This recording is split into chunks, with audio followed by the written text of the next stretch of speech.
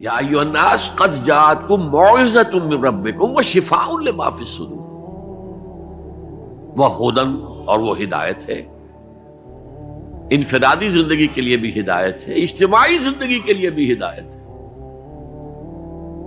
کبھی اگر سورہ فاتحہ پر آپ غور کریں جو ہماری نماز کا جزو لازم ہے، تو ہم پہلے کہتے ہیں الحمدللہ رب العالمین الرحمن الرحیم مالک یوم الدین ایاک نعبد و ایاک نستعین۔ یہ ہدایت تو ہمیں پہلے ہی ملی ہوئی ہے۔ پھر جو ہم کہتے ہیں اہدنا الصراط المستقیم، اللہ کو ہم نے پہچان لیا، اسے رب العالمین مان لیا، اسے رحمان مان لیا، اسے رحیم مان لیا، اسے روز جزا کا حاکم مطلق مان لیا، تو اب کون سی ہدایت رہ گئی؟ ہدایت تو آ گئی۔ اب اصل ہدایت جو درکار ہے وہ ہے جو ریلیونٹ ہے آج کے دور میں، جو اجتماعی نظام ہے انسانوں کا، اس کے لیے انسان بالکل بے بس ہے۔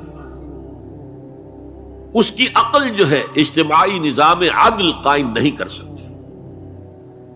انفرادی طور پر نیکی اور بدی کا علم میرے اور آپ کے نفس کے اندر ودیعت شدہ ہے۔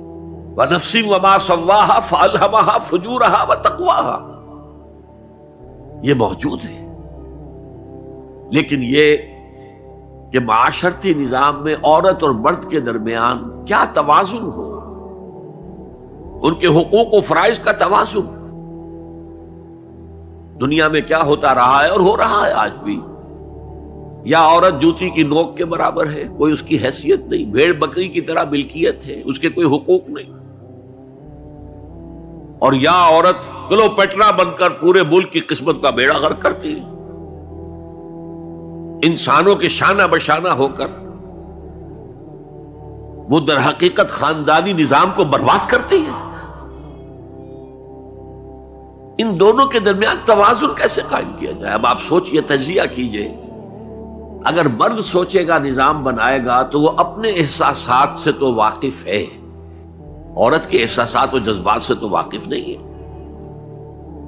عورت نظام بنائے گی تو وہ اپنے احساس و جذبات سے واقف ہے، وہ مرد کے احساسات و جذبات سے واقف نہیں۔ یہ عادلانہ نظام وہی ہستی دے سکتی ہے جس نے مرد کو بھی پیدا کیا، عورت کو بھی پیدا کیا۔ ایک ایمپلائر ایمپلائی ریلیشن شپ ہے، کارخانے دار ہے، وہ لوگوں کو رکھتا ہے مزدور۔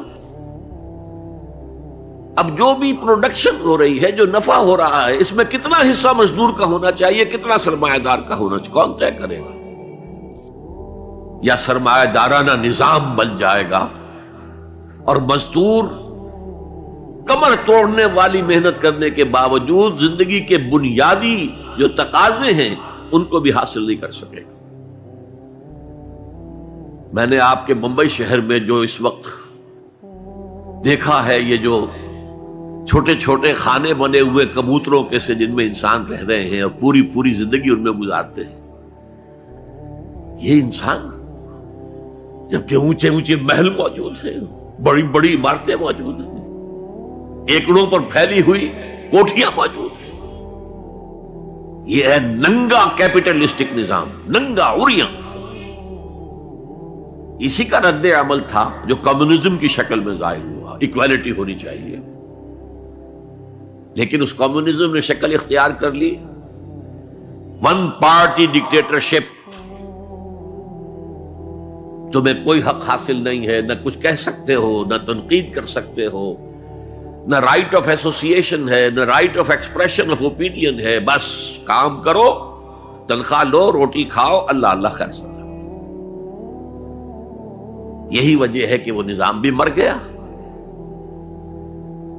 اسی طریقے سے کسی بھی نظام میں اگرچہ حاکم مطلق تو اللہ ہے، پھر بھی کوئی نظام آپ بنائیں گے تو کچھ حکام ہوں گے، اولو الامر ہوں گے۔ خلافت راشدہ میں بھی تھے نا، امیر المومنین تھے، اولو الامر تھے۔ عوام میں اور ان کے درمیان حقوق و اختیار کا توازن کیا ہو، کون طے کرے گا؟ اولو الامر تو چاہیں گے سارے اختیارات ہمارے پاس ہوں، ٹوٹلیٹیرین سٹیٹ قائم ہو جائے گی۔ عوام چاہیں گے ہمارے پاس ہو اور ہمیں اتنی آزادی ہو کہ مادر پدر آزاد ہو جائیں، جو چاہیں کریں۔ ہوموسیکسول ہو جائیں، ہوموسیکسول میرجز کریں، ہمیں کوئی روکنے والا نہ ہو۔ تو میں نے آپ کو بتایا اجتماعی نظام کے یہ 3 گوشے ہیں: معاشرتی نظام، معاشی نظام، سیاسی نظام۔ آج کے انسان کی اصل ضرورت یہ ہے،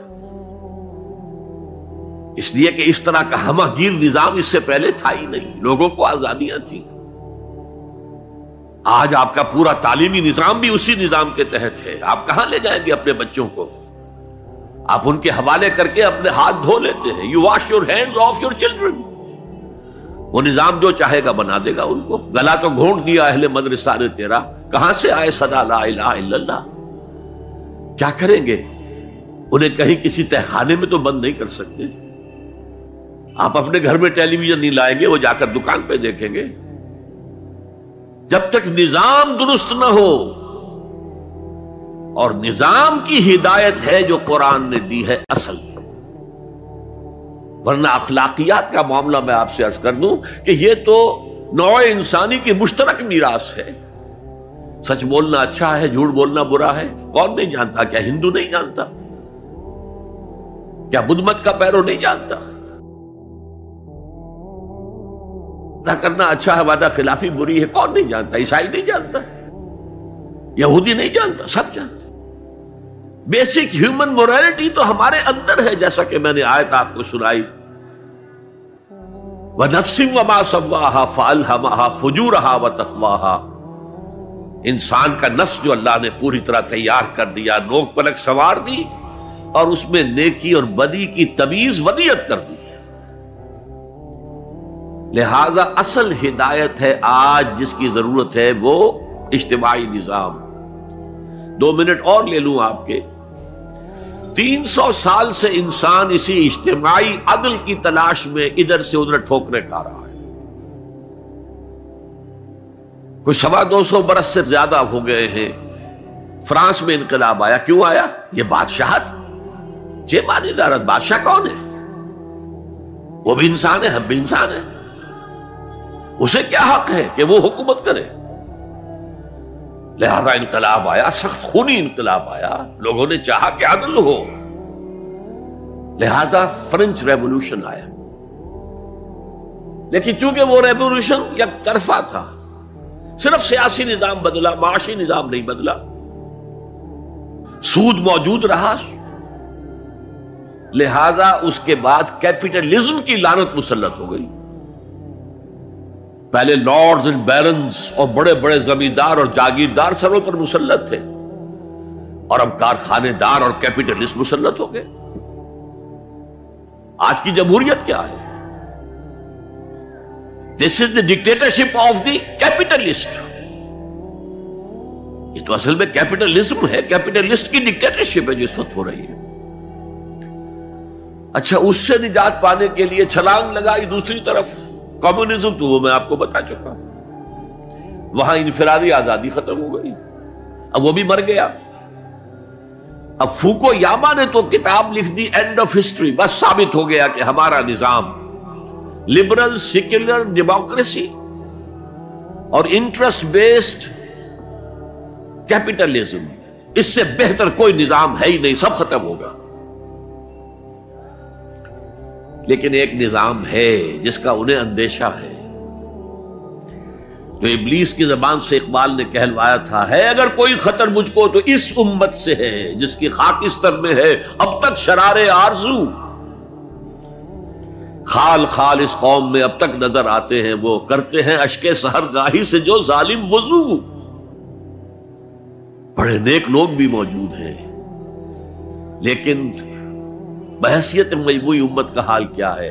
جانتا ہوں میں یہ امت حامل قرآن نہیں، جانتا ہوں میں یہ امت حامل قرآن نہیں ہے، وہی سرمایہ داری بندہ مومن کا دین۔ جانتا ہوں میں کہ مشرق کی اندھیری رات میں بے ید بیضا ہے پیران حرم کی آستین، پیر ہیں، مرشد ہیں، ان کی آستینوں میں ید بیضا نہیں ہے، حضرت موسیٰ والا۔ بہرحال فوکو یاما کی نفی کی پھر بعد میں، اور کتاب لکھی گئی کلیش آف سیویلائزیشنز، تہذیبوں کا ٹکراؤ ابھی آئے گا۔ تو میں اس سے زیادہ اس ایشو پر نہیں جانا چاہتا. ہدایت، انفرادی ہدایت بھی قرآن میں ہے، اور سب سے بڑھ کر اجتماعی ہدایت جس کی آج کے انسان کو سب سے زیادہ ضرورت ہے. The system of social justice جو صرف اللہ دے سکتا ہے، اس لیے کہ کارخانے دار بھی اسی کی مخلوق ہے اور مزدور بھی اسی کی مخلوق ہے. جو اولو الامر ہے وہ بھی اسی کے پیدا کرنا ہے، اور جو عوام ہے وہ بھی اسی کے پیدا کرنا ہے. مرد بھی اسی کا پیدا کرنا ہے، عورت بھی اس کی پیدا کرنا ہے. جیسے ایک حدیث میں آتا ہے الخلق عیال اللہ، تمام مخلوق اللہ کے کلبے کے مالک ہے.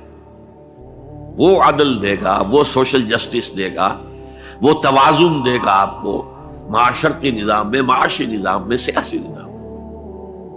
اس کا نتیجہ چوتھا جو نکلے گا رحمت للمومنین، اب وہ رحمت ہوگی آخرت. جیسے حضور نے فرمایا الزہراوین نام دیا سورہ بقرہ کو اور سورہ آل عمران کو. الزہراوین، زہرا کہتے ہیں بہت تابناک حضرت فاطمہ زہرا رضی اللہ تعالی عنہ.